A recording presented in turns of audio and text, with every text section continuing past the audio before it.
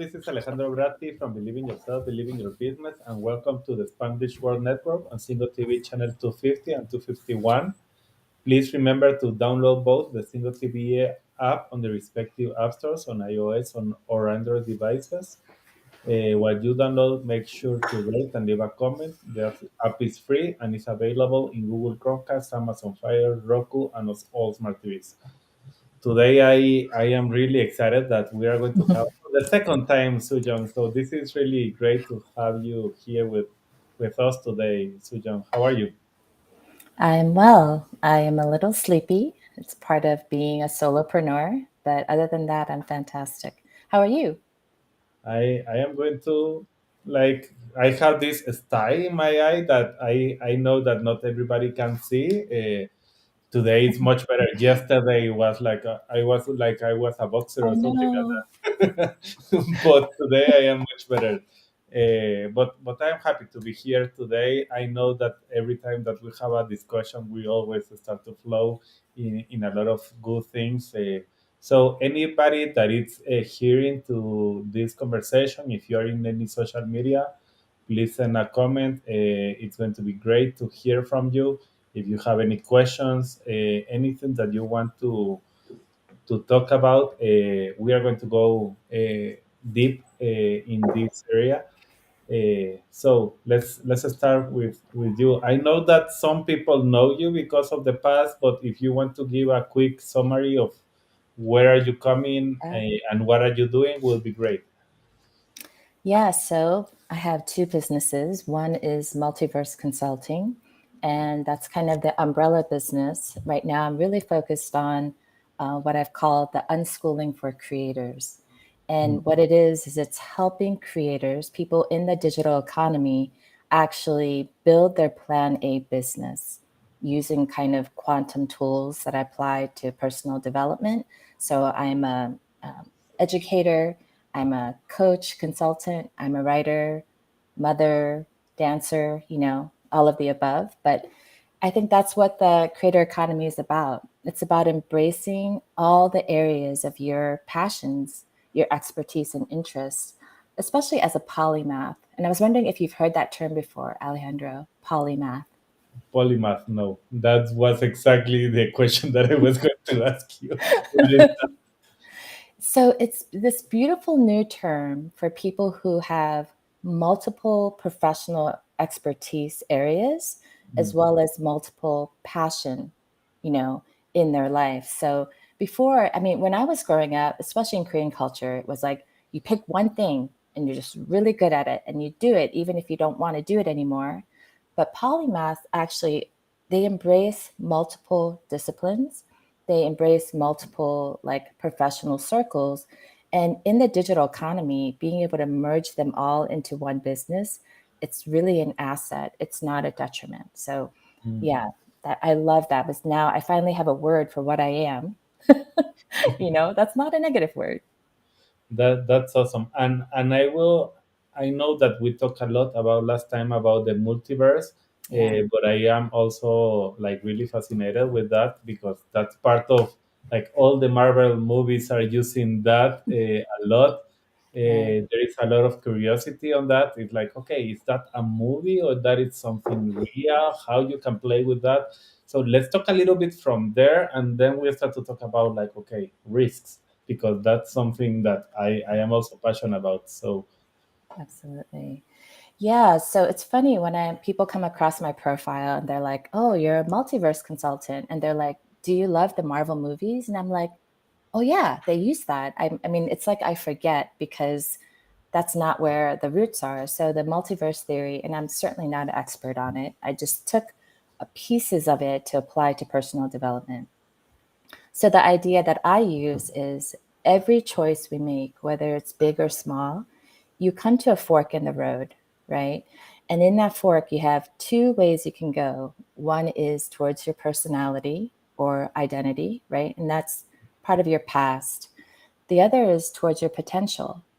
mm, Most people don't want to go towards their potential, even if they say they want to, because it's the complete unknown, it's the void, right?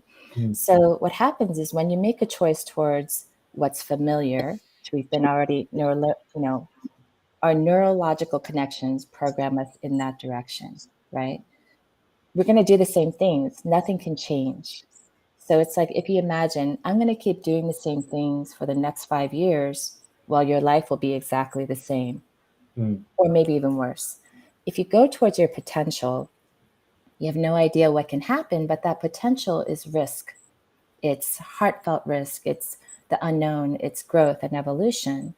And each time you make that choice, all these other garden or forking paths come from that one choice, mm, right? So that sounds really vague, but let me give you an example. So mm, let's say that I'm naturally someone who's an educator and a teacher.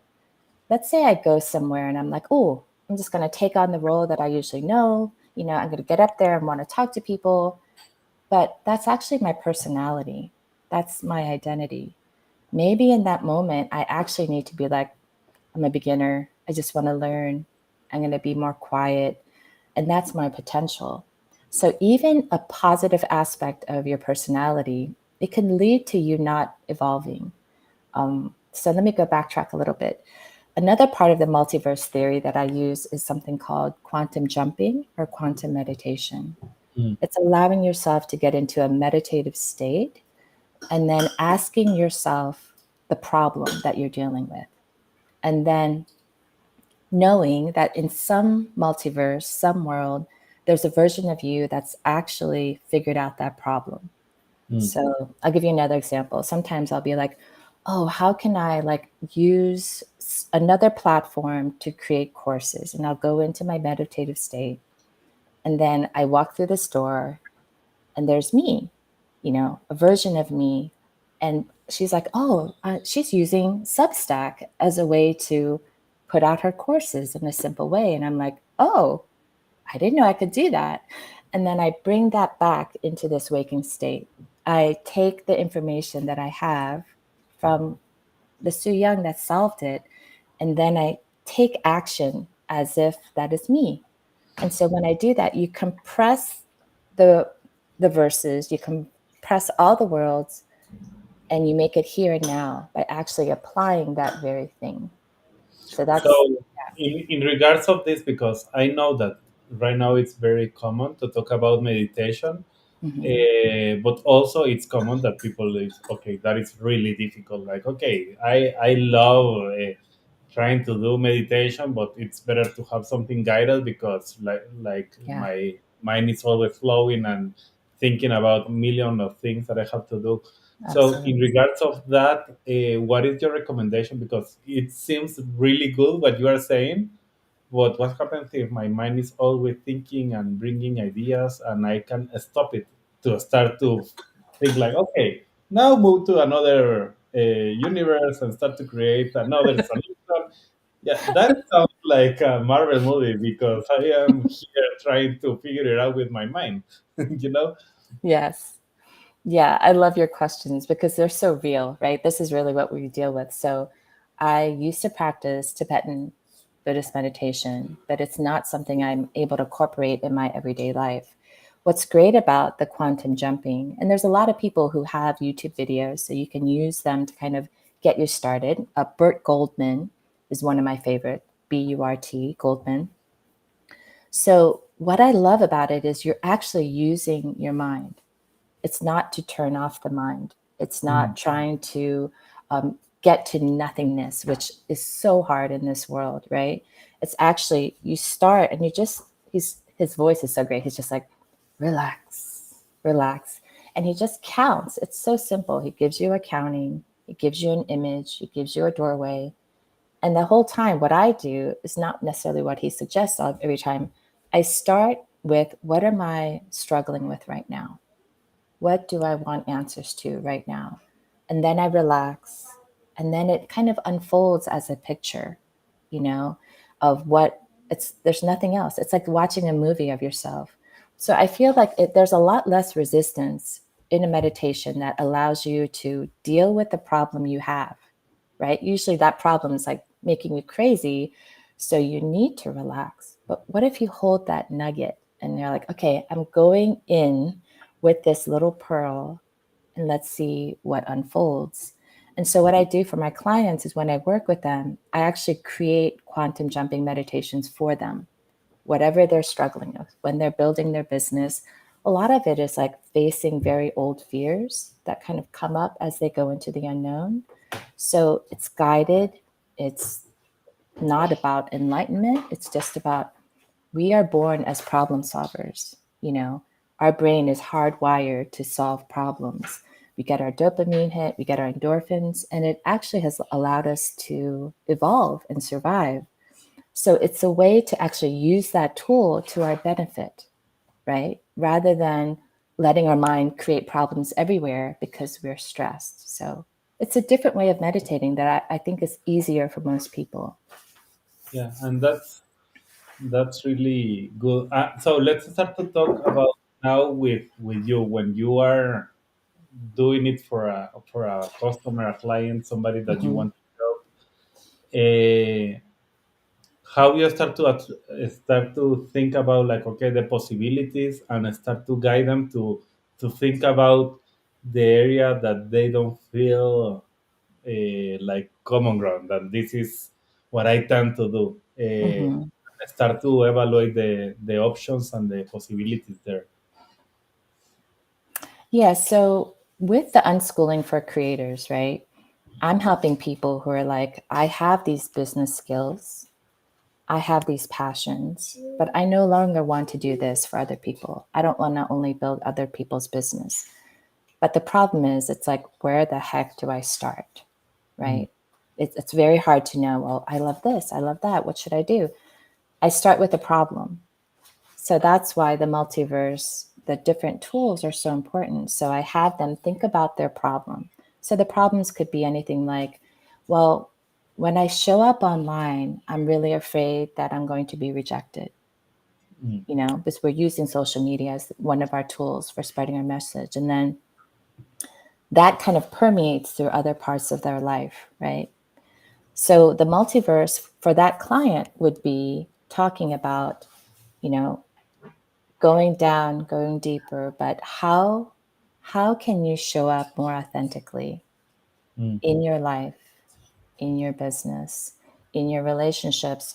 And then just that framework alone of like taking them there, letting them be in that space of the imaginary multiverse, right? Where they're actually seeing themselves or they're feeling themselves, or sometimes people get verbal messages, actually doing the life they want, then it's incredible. Like I can actually see how their content changes. I'm getting goosebumps. Their content changes, their videos change, their podcasts change because all of a sudden they're not paralyzed by this very old trauma. Like, oh, if you show up, no one's going to be your friend. If you're real, they're going to make fun of you. mm. So it's specific to each client's challenge. And we all have like maybe three core challenges that kind of stop us, from going forward. So that's a big tool for me helping them work past that. But what's interesting is as they figure out their own problems, they create tools for themselves. So I'm not just giving them my tools. It's so that they look at what helped you get out of that mode. Then as they write about figuring out that problem, that tool, whatever they create, becomes their product. Mm, That's what they offer to service to other people because whatever problems you have or I have, they're actually universal problems, just individualized, right? There's going to be millions of other people with that same problem. Well, those people are your audience. They're going to resonate with you being honest. Oh, I'm really struggling with showing up. And then they'll be like, oh, yeah, me too. I had that since I was a kid. Then you have this audience who's connected to you and you converse and you figure out what they want, how they've been helped, how you can help them. And then you have your possible client. So it's this very natural way of figuring out how to use your problem solving for your betterment, but also the betterment for the world, actually. So you have your problem, and a lot of times people focus so much in the problem that they forget about the possibilities, and they don't see how you can manage other options. All or inside of the coaching, they start to talk about like so much about their problem, and suddenly they're in the same mood of oh, I am so depressed right now after I speak. Like I lived again the whole process Yeah. of my problem. Yeah. How, what are the things? Okay, or maybe an example how you start to help them. Like, okay, that's great. You know exactly what is your problem. You're living there for I don't know how long. Yeah. Let's start to talk about the possibilities. Let's start to talk about the options. And really, what I'm doing is giving options to the people that are listening. Like, okay, this way you can start to open the eyes. That's why coaching is so powerful because you can do Yes. this type of things. So, I was talking to someone else about this, right? We have like the therapeutic clinical model, then we have the coaching model. Both are very important, but used in Very tandem. different. Yes, like it's like thank goodness that we have both resources.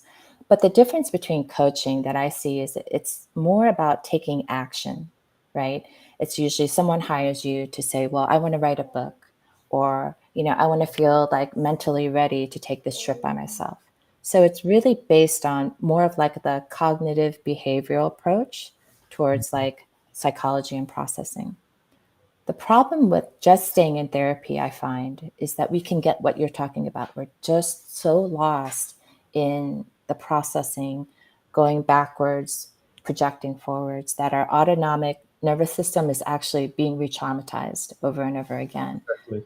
Yeah. So, what's beautiful about, like, let's say you decide you have a project, whatever it can be, it doesn't have to be the kind of business that my creators are doing, but when you actually hone in on an external goal, right, then you actually get to process and put application, process and put application. Because I think that part of our brain that wants to problem solve, it needs to see the change. Mhm. So, like, let's say people who are like, I'm really struggling in relationships, and they watch all these videos, they take all these courses, they have a coach, but then if they do not put it into actual action, then depression can set in because it's like the tools are just kind of on the outside of the body, right? Yes. They need to be absorbed and used. So, what's amazing about people who have this agreement with me and they say, I want to become a creator, I want to build a business using the digital economy with your system. So the agreement is like, I'm going to call you on your stuff. This is a safe space. You can call me on my stuff, but this is really about getting to this goal of building your business. Well, just as we're building that business, Alejandro, it's like we are processing. We are processing big time because you don't have to look for what's stopping you when you're moving forward.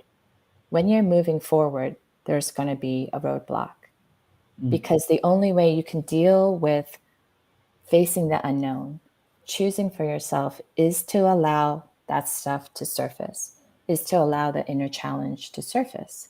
Mm. So each time the inner challenge surfaces and we work on it together, I give them my tools, I give them a sense of support and encouragement. They get to see it in real time through the content and the engagement, actually their transformation. And so I feel like there's something powerful when you direct your process and change towards some outer goal, because you can get this immediate sense of, oh, this is working, or this isn't working. Let me try something else. So I think having the focus of let's build a business together, or let's get you to start dating again, you know, it hones everything in. Yeah.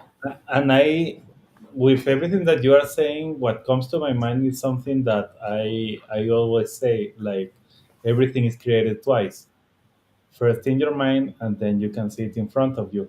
Yes. And everything that you are talking about is like, okay, when you start to explore the possibilities, when you start to take risks in your head, because you are not taking it in front of you yet, Right. you start to open the doors to a new world that you can start to create new things. Yeah. And if you start to live there and you start to like it, suddenly you start to create something new that is different from what I have been doing the last 10 years, you know? Uh, so that's where I start to connect like this idea that you are bringing today about, okay, when was the last time that you took a risk? It's like, okay, I don't remember. I am so used to be doing the same things every single day that I would like to, but I am afraid. Yes. What tools do you recommend for people? I know that one of the tools is having a coaching call to start to help you think differently. But does do you have some tools that people can start to look to start to see? Oh yes, I am not a risk taker. I don't know why I stopped being that because I was really a risk taker when I was in my 20s. I don't know. Yeah. So I think that's a great point because it's like we can remember parts of our life, right, when we were natural risk takers, or I would say that gap when like children say, "I'm going to build a robot." Guess what? In 2 seconds, they're gathering materials to do it. There's no, flux of time. There's no analysis. There's no second guessing. So one thing that's a kind of an easy tool is to have a picture of yourself as a child, Mm, and just kind of have that where you can see it all the time to be a reminder like, oh, yeah, I was like that. There was a time that my instinct, my hunches took me to where I wanted to be. And I was an explorer, right? mm, So that's to me, I have a picture, of myself as like I think I'm 1 years old and I have these big eyes and just, you can see like this curiosity and fierceness. The other is, so the way I believe the way we do one thing is the way we do many things, right? So start taking really small risks, whatever they are. I mean, like it's silly, but I like talk to my gym crush. I have this crush at the gym, and I was like, you know what? I'm so tired of like feeling restricted by whatever I think might happen. So I just one day very nervously went over and was like, "Hi, my name's Soo Young. What's yours?" And I just came off super dorky. But what was incredible was that momentum of like just doing that in this area of just like a crush, I was able to take 2 business risks that week and they led to phenomenal results. mm, So allowing yourself to do these in little ways, right? Like I have this exercise for my clients that I'll say, okay, close your eyes and imagine you're at this amazing restaurant everyone's been raving about. How do you order your food? And from that, I can see like how they do not choose for what they feel that they deserve. Maybe they'll go for something that they don't want because the person next to them wants to share. It just says so much. But what I'm saying is, we can see how we choose. It allows kind of our inner witness, our inner avatar, to know how are we going to operate in the world. So even if going to a restaurant and being like, I want something different today, start mm, there, mm, or talk to someone you've been thinking about at work. Just send them a message. So little steps actually prime your brain, right? It lets it know that you can do this and you can keep doing this. So it kind of flows out from there. So it doesn't have to be, oh, I'm going to start my business right now. That's for some people, but it yeah. can just be that little, or wearing something you want to wear. Like it's been sitting in your closet. You're like, oh, I don't know. It's like, I want to wear it, but I don't. Just wear it. Just wear it. And then see how that feels and let that in and let that kind of feeling kind of flow into other areas of your life to take risks.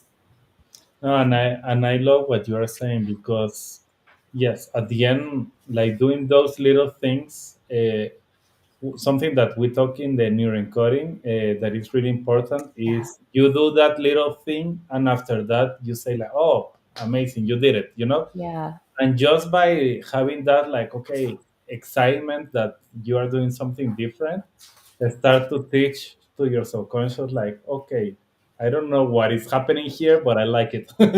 So that's what I am here with what you are saying is like start to do things that takes you out of your Yeah. comfort zone, and it's like, okay, I have a path that I already know to get and pick up my kids.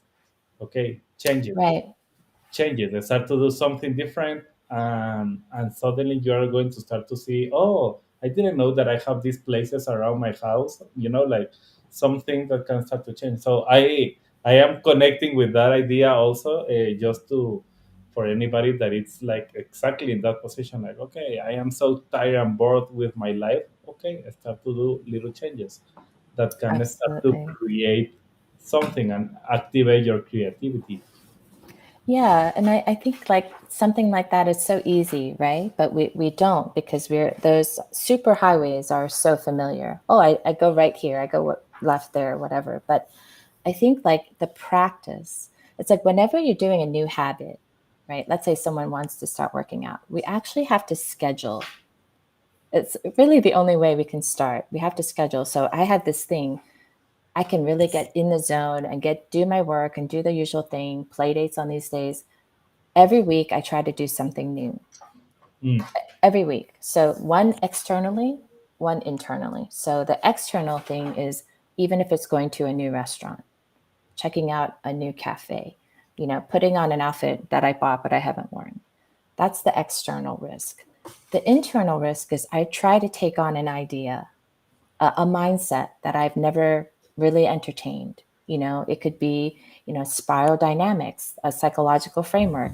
It could be, this philosophy of emergence where you take two disparate things and it creates this magical new thing that's two very different from the two. So I think it's important to do both to kind of open up this internal psyche with risk as well as take the physical actions with risk.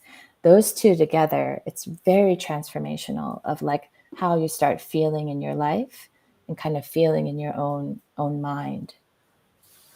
And just for anybody that is hearing, because sometimes not everybody is a feeling person. Yes. And I know that you're talking a lot about that. That means that maybe you are a very feeling person, and that's Yes. okay.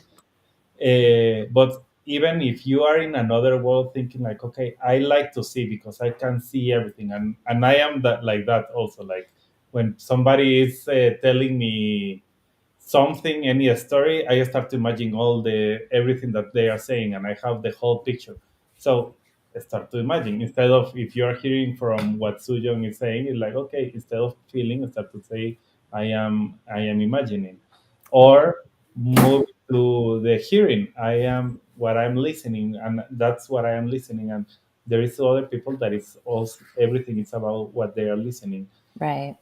So that's very important to notice. Not everyone is one or the other, or you can have the three of them, and that's fine also. Right.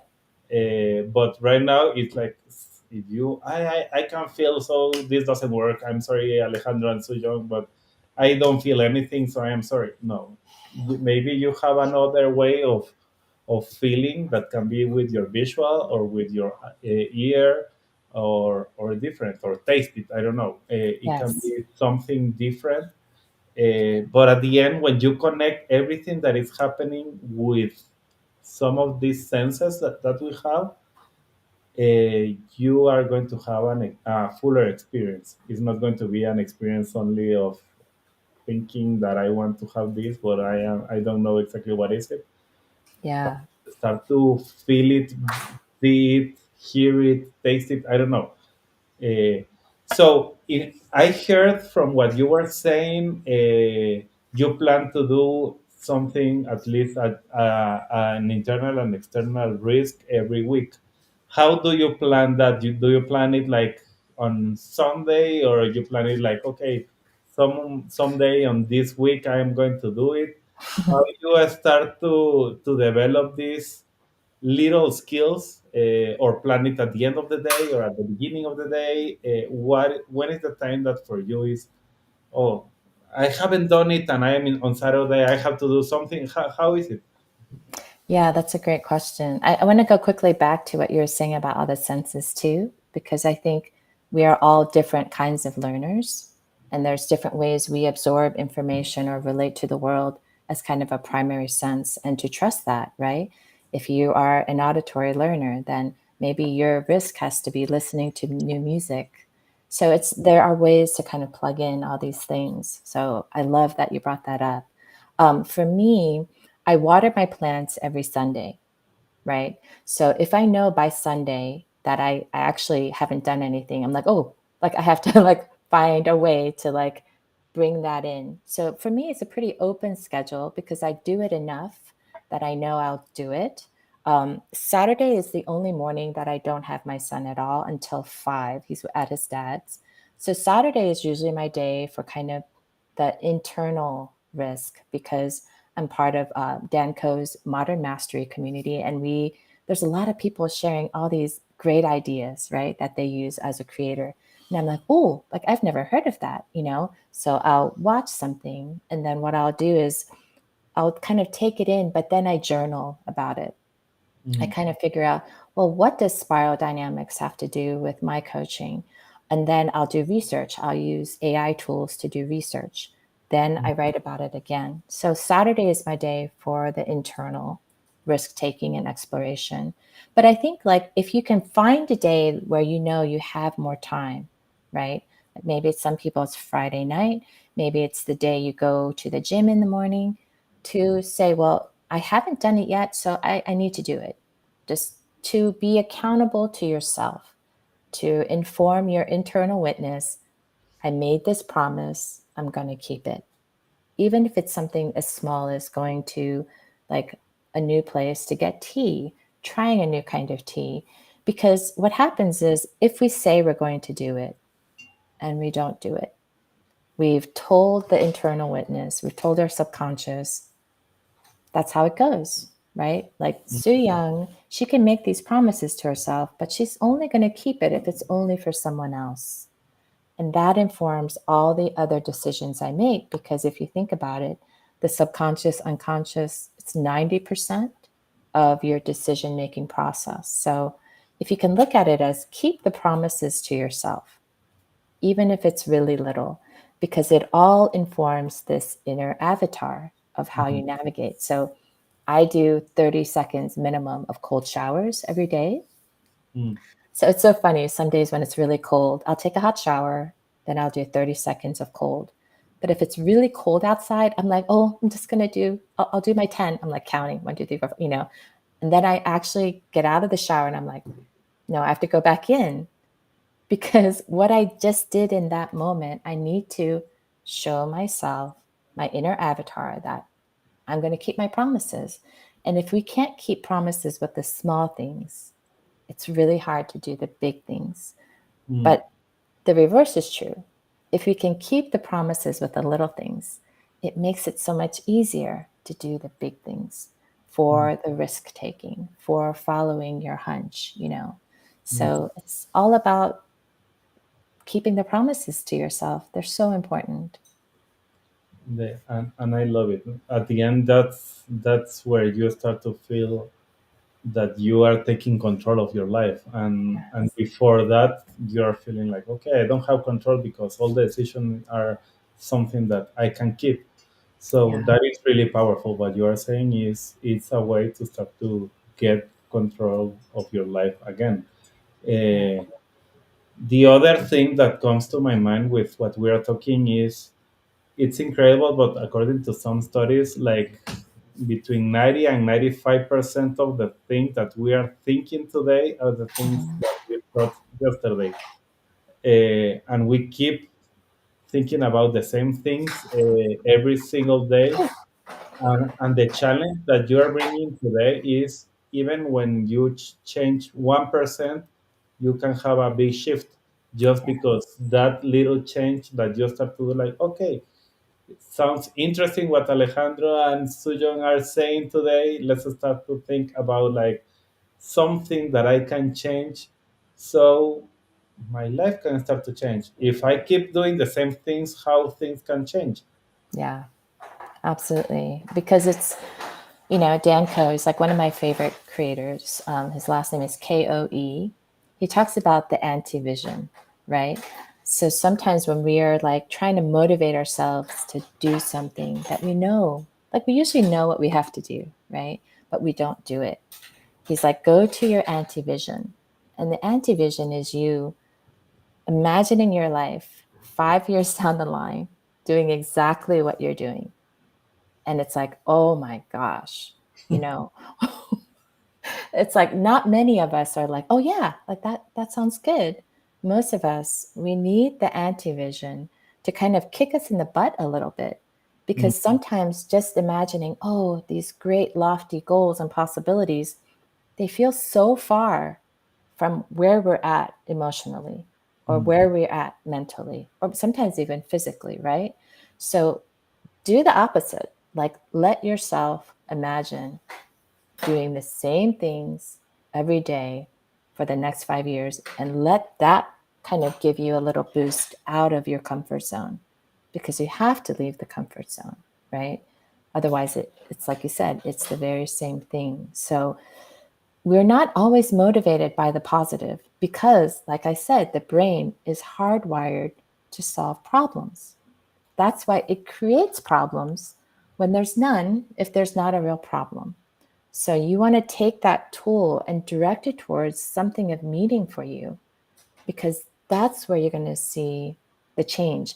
That's why the dramas are so popular. That's why like you can obsess over your best friend's boyfriend because it's harder to look at your own problems that you have to diffuse, but your brain is like, you got to use this. mm, This is part of, the whole chemistry of why I'm here. So use this problem solving for challenges of meaning. And you really will see, a lot of shifts internally, physically in your world. mm, mm. Awesome. So, what are you doing now with this? How you are applying this in your day to day activities? How people start to what happens when they start to apply all of like these risk taking ideas, this anti-vision? I love it. It's a very good way to see it. So how people connect with this and start to understand like, okay, why they need to be coached and understand all of this in a more powerful way. So I think we can just go back to the problem solving, right? And it doesn't mean you need a coach. Of course, a coach really helps facilitate the steps along the way. You probably get results faster. You probably be less harder on yourself. But I think anyone can start with the problem, like the imminent problem you're dealing with right now, the one that keeps you up at night, that one that makes you feel anxious. For me, recently, I'll be really honest, I realized I have these stories around financial abundance that come from my childhood. So, my parents, when we first immigrated to this country, we had very little money, but boy, did we have adventure. Like, we would take road trips, we'd go camping, anything that was like a cheap entertainment for me and my brother. My parents took us on. So, even though I left my country, I lost my language, I connected so much with my family and I Mm, really connected with this country, what I knew of it. When they started doing really well financially, there was no presence. There was a presence, like we got a lot of stuff, but their emotional presence was gone. And there was more conflict because they had more stress. There was more them judging me for being weird and wild and the black sheep. So I realized as I was facing this problem of building, like scaling up my business, mm, I started having this fear like, what if I'm no longer present for my children? mm, What if my life becomes I have all this stuff, but I don't, have connection? mm, So, me just looking at that problem from that point of view, recognizing it, allowing myself to like journal from it, as well as do my quantum jumping, yeah. I realized I have to keep taking risks. That's the only way I'm going to know. The only way I'm going to know is to go for the high ticket clients. The Mm, only way I'm going to know is to say I want to network with this multi-million dollar industry. Or only way I'm going to know is to take more clients that I love. I can't figure it out in my head, Alejandro. I can't be like, well, what if I do this? It might be better. I'm not going to do what my parents do. No. We only know through action. We only know and what the results are from that, right? So it comes back again. I have this problem. I meditate on it. I do kind of the internal. I still have to keep momentum to take the risks that come to me in these hunches, in my quantum jumping. And I'm feeling a little bit of release, just knowing that I've seen it and I know that I'm going to be taking more risks, not stopping myself, because, oh no, I don't want too much money. No, I want a lot of money doing what I love that has meaning for me. So, Awesome. And at the end, it's when you keep doing that, you start to understand what you are good at, and suddenly you connect with exactly what was the word that you were saying, that when you have different passions, polymath, polymath. polymath. Yeah. So suddenly you can realize, and that's something that sometimes you don't know and you don't understand, because I believe that everybody can be a polymath, and it's Yes. fine. The problem is that if you don't take the risk to start to explore new things, you're not going to know. You need to start to take some risks and start to decide. In the risk taking, I know that there is, when you are doing that in a business, for example, you start to evaluate the options and try to have mitigation points when you are doing risk taking. Hmm. What do you think about it when you are applying this in your life? I know that we are talking about little risks that you apply to start to change everything that is happening. But what happens if a person is already like focused on like, okay, yes, okay, let's take some risks, but I also have to have some mitigation if something happens, and start to create more stress because now I have three or four different ways of mitigate the little risk that I am taking. Yeah, that's really important because so when we take the risk, right, it's really with kind of the explorer's mindset with a hat on of like, you've got the binoculars, you've got the sun hat. It's really not to say, oh, every risk is going to turn exactly the way you want. So when you take the risk, you actually have to let go of the outcome, which sounds crazy, right? You're already doing something in the unknown, but you have to like not take personally whatever happens. Because what happens is if we're like, if we are so focused on the outcome, then so many risks feel like failure. So let's say that let's break it down to something very simple. I talked to that guy at the gym because I wanted his number and I wanted to go on a date, right? That's me focusing on the outcome that I imagine is best for me. But no, it was actually just so I could practice not being inhibited. I could practice like using my voice even though I'm scared, right? Mm, And now we have conversations at the gym all the time. We don't date, he hasn't asked me out, but it doesn't matter because it's the exploration of yourself. mm, And it's really important not to get so stuck on the details that you set yourself up for failure. mm, So it's kind of like law of attraction. A lot of people are like, well, I wanted to be married by 35 and I want this, this, and this, right? But I don't know if that's the way that really opens us up to our potential. If we say this person has to be it, this job has to be it. I don't know. I feel like it's more, how do we know? Let's open it up to the risk and say there's a feeling that I want or there's a way of being that I want in my job, in my relationships with my children. And the way you start bringing that in is to practice in little ways now. mm, So it's even like some of my clients, we struggle with abundance, right? Many of us do. I'll say, well, go out one day a month as if money is not an issue. Just see how that feels to navigate that way, and it's not going to hurt your bank account. It's just going to be one meal that maybe you spend $10, $20 more, but just like soak that in, like let yourself be programmed by how good that feels. I think we can all practice that, right? If you want a loving relationship, well, spend one day a week as if you have that. Like just walk around like yeah, when I get home, my boo's going to be there, you know. So it's that playful exploration without focusing on this has to turn out this way that allows our subconscious to be like, oh, Soo Young, you can trust yourself because no matter what you do, no matter what happens, we still practice. And that's exactly what happens when you are a child. You are always Yes. exploring, you are always like, you are not attached to the outcome, you just want to learn. And that's Yeah. why they are learning so fast and they are learning so Yeah. big.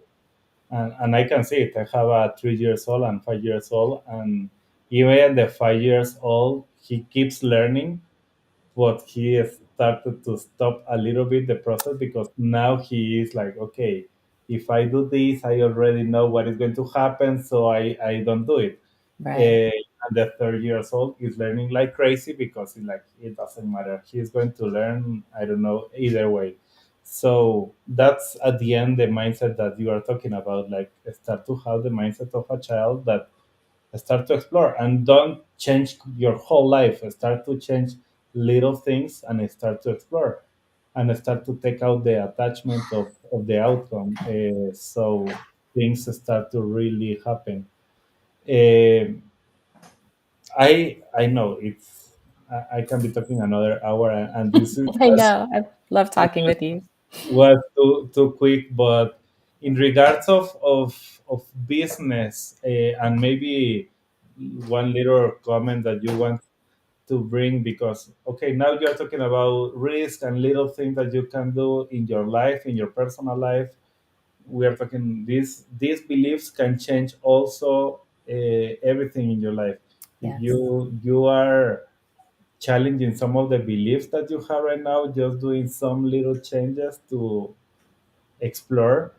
uh, what do you recommend when you are in business? And okay, if I do a little risk, maybe I lose a lot of money, or maybe, so how you tackle that? So I think with business, the first place to start is again, what is the problem? What is the problem that your business has right now? Because I also help businesses and companies rebrand or revamp kind of their presence in the world, both online and with their, you know, in-person customers. If you look at that problem, it's already a problem, right? So it's there. So it's not like you're going to be adding to the problem, but you have to do something about it. You have to test out different ways to resolve that problem. Because again, it's like the anti-vision. If you keep going forward, it will probably just get worse. You know, so like there's a company that I'm talking to right now, very established coaching company, but their social media presence is abysmal because they're using a very old world of marketing to sell themselves or create presence online.